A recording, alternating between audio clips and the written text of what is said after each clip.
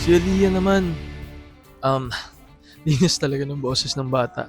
Rehearsals pa lang, alam mo yun, blinds pa lang. There's a reason why she's a 4 chair turner kasi malinis, alam mo yun, effortless sa kanya. Lahat ng runs, lahat ng sustained notes.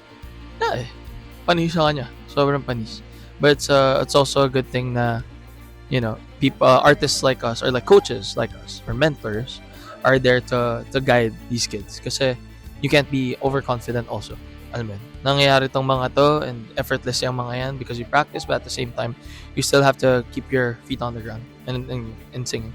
Yes, nagawa niya actually.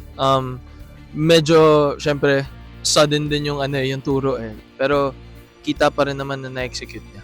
Kita pa rin na nagawa niya yung kailangan niyang gawin. Medyo lang, bump lang na, medyo na madali. Halatang bago niya palang natutunan. Pero nagawa niya. Yung execution nagawa niya.